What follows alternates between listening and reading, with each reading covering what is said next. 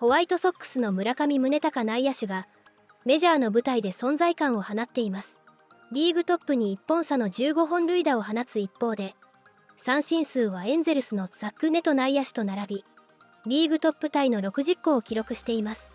本塁打と三振の両方が目立つ豪快なプレースタイルですが、数字にとらわれない村上の姿勢に、地元放送局シカゴスポーツネットワークの解説者スティーブ・ストーン氏は、自分がどういう選手か本当によく理解していると称賛しています。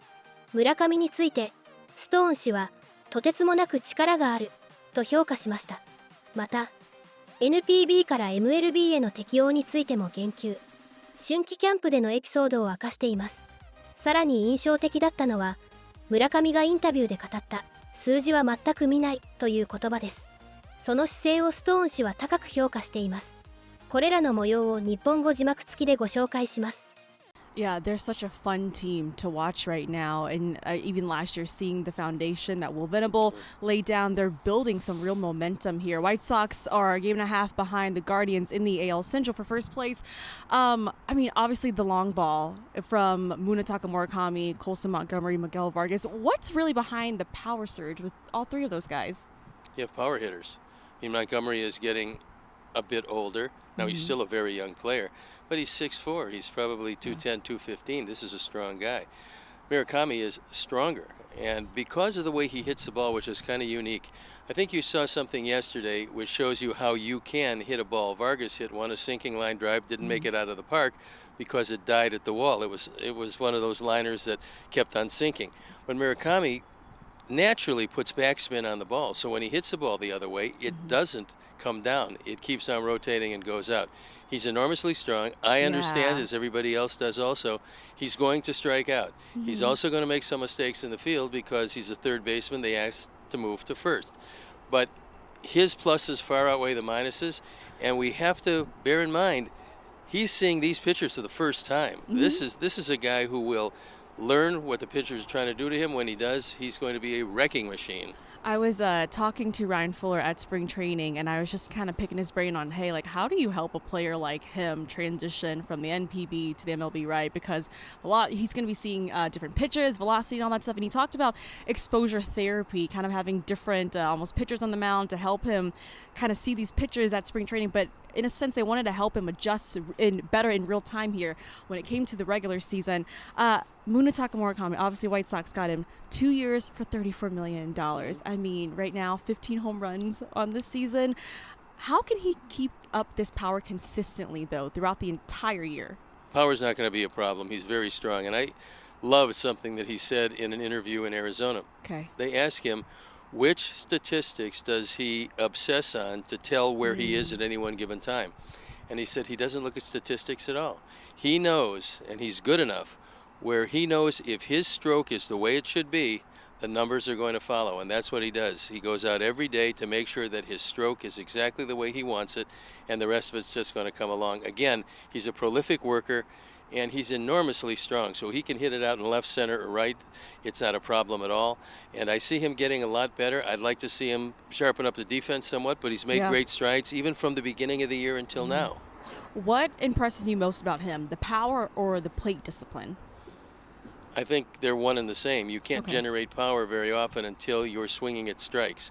The one thing that makes him so difficult to retire, especially in a key situation, is he won't expand his strike zone. He's content to take a walk. He realizes getting himself out on a pitcher's pitch is not conducive to putting together a big year. So he will swing at strikes, and he's going to miss a lot of them. However, when he hits them, they go a long way. And having him in the middle of the lineup helps everybody else, especially the table setters who are going to hit in front of him. Whether he hits 2 or 4 or 3, it really doesn't matter. You've got Antonacci now hitting in front of him. He's going to get on. He keeps on getting hit. That's part of his game. You have Vargas sometimes either before or in back of him. And so he's got some protection, and he also gets to come to bat with guys in scoring position, and that's the way you drive in big runs. He really sets the tone in this lineup.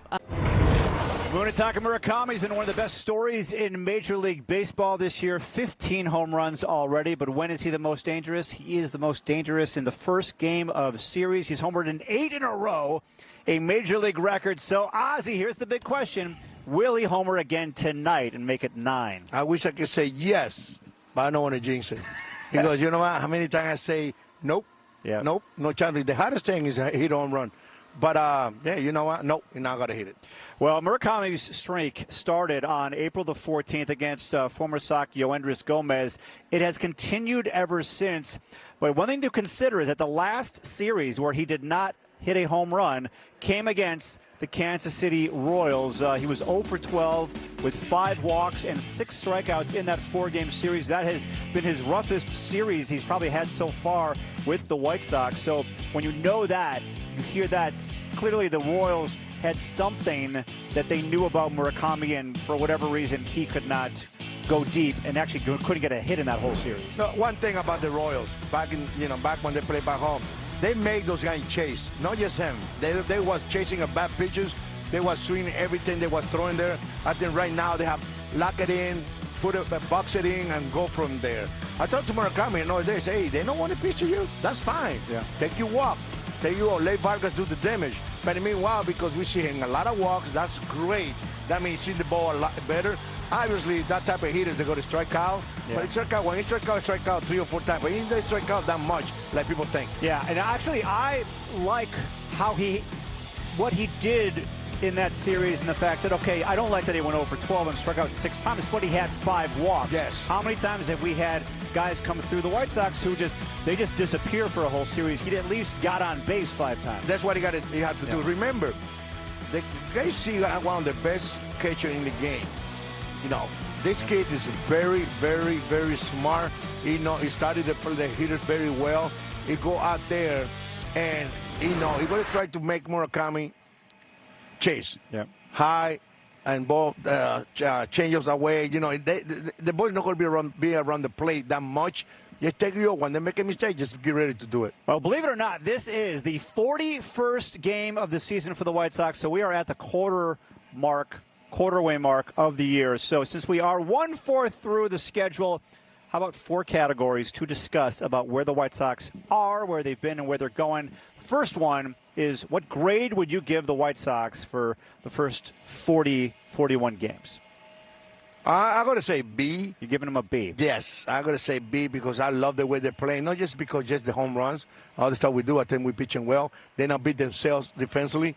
In the past, we 1 inning, 3 errors go for. And I think they play the way they should be playing. Run the base right, aggressive on the base path. Obviously, when you hit a home run, that will help. But also, they find a way without home run. The bullpen is a lot better this year. There's no doubt about it. And the biggest thing about it, the standard rotation is not being good. I should get it A, but I got to take to B. I'm not surprised that the White Sox are where they're at because I knew they'd be better than where they have been the last 3 years, which isn't hard with the 100 losses. I'm more surprised the rest of the American League is so crappy. Yankees obviously have gotten off to a good start. The Rays are playing unbelievable. And then Sacramento, the Athletics, I still want to call them Oakland. Other than that, it's not really a very good American League. So it's kind of interesting that they're alive in the playoff race with where their record is. Now, can they sustain this? I think they can hover around 75 to 80 wins at the end of this year, and they're entertaining to watch at least, which is a huge step up from where they've been. But, I think the White Sox have a chance to hang around, and maybe they'll make some moves if they'll spend some money. But Murakami's been great. Colson Montgomery hits home runs. The rest of the lineup brings energy. Miguel Vargas has kind of figured it out a little bit. If you haven't seen Davis Martin pitch, tune in when he pitches. He's really, really good. Sean Burke has been really good. So I think that they're better. I think they're better probably than I even thought they would be when they get Kyle Teal back, hopefully soon as their catcher. They'll even take another step. But it's in the right direction. And for the first time in a long time, the White Sox fans can smile and say, hey, we're proud that our team is going in the right direction. You said it, and I've said it so many times. Sometimes just being enjoyable to watch is a good threshold and a good standard to get to. Just get butts and seats and people have fun watching your team. But with that being said, you mentioned, right now they're in the postseason race, a lot of baseball left to be played. But what would success necessarily be for the White Sox this season? I think being in a race for longer than April is a success already. They're already into May, so it's already been more of a success. You have to look at the last 3 years. They've lost 100 games. 2 years ago, they lost 121 games, the most games of all time. So anything, listen, White Sox fans, I get to talk to a lot of White Sox fans. They're just enjoying the ride, and they're enjoying the fact that we can tune in and actually say, hey, we have a chance tonight, and we're having fun, and they're playing the game the right way, and they're fun to watch and tune into. That's a success already. Now, wins and losses are the ultimate indicator of how good you are. But I think if they hang around and if they get to 75 to 80 wins, that's a huge success for where they were the last 3 years. So I think this year's already been a success, and it'll only continue to get better. Now, I'd love for them to go out and make some trades. I don't think they'll do it, but make some trades, bring on a little bit of payroll, and try to actually go for this, because the AL Central, I don't know if y'all have seen the standings, is very gettable. Guardians aren't doing much. Tigers have played awful the first 2 months of the year. Royals haven't been great, and then obviously the Twins aren't even trying this year. So it's gettable. That's the one good thing about the AL Central. It can turn around quickly because a lot of the teams, they don't have high payrolls, and they're trying to win on margins. And if you can beat them, you can get into the postseason. That being said, AJ, I think we're contractually obligated to talk Dodgers anytime we talk baseball because they're the Dodgers. So let's stick with Shohei for a second. 1 home run in the last 111 plate appearances. We say on this show all the time, don't panic, it's a long season. When do we start to get concerned about the lack of power for Shohei right now? I think it's a combination of the pitching, because he's back pitching every 6th, 7th day, whatever it is, and the fatigue it puts on your body. You have to understand I hate to say he's getting old, but he's older than when he was pitching last time.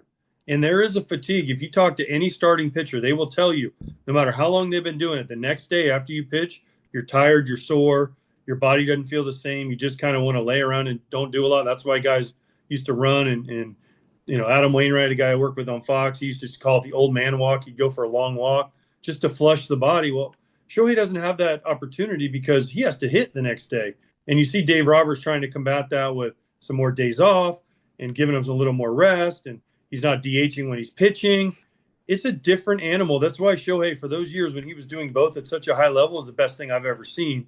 Is he the best player that I've ever seen in my lifetime? Absolutely, because he can do both. But it'll eventually catch up to him, and he's putting so much effort into pitching. He's come out and said, I want to win the Cy Young. That's the one thing I haven't won. Well, if he's focusing all on pitching, it's got to take away a little bit from your hitting. And we're starting to see it. Can he turn it around?